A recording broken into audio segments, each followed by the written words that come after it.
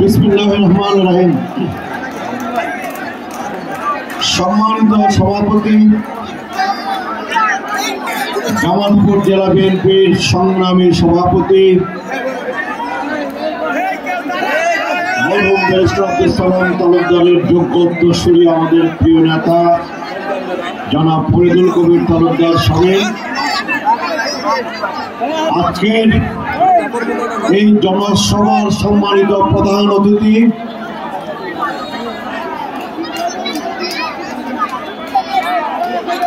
আমাদের দলের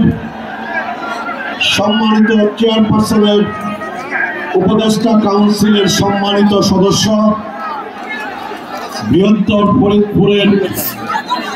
কৃতি সন্তান বীর মুক্তিযোদ্ধা জনাব জহুরুল হক শাহজাদা মিয়া, এই জনসভার প্রধান বক্তা বিএনপি জাতীয় নির্বাহী কমিটির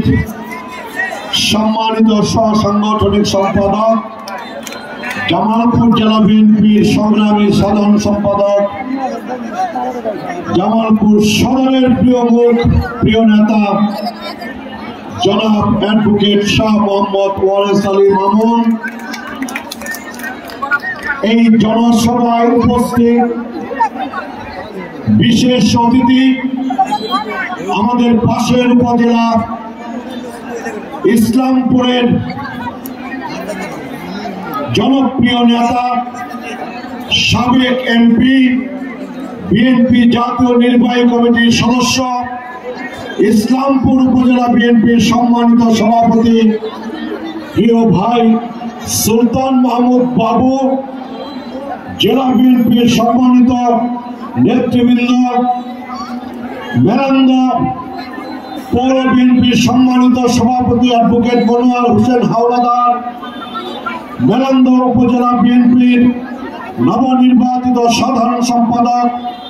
মঞ্জুরুল কবির মঞ্জু, মেরান্দা পৌর বিএনপির ভারপ্রাপ্ত সাধারণ সম্পাদক আব্দুল লতিফ আকন্দ, হাজারবাড়ি পৌর বিএনপির সম্মানিত সভাপতি ইসমাইল হোসেন,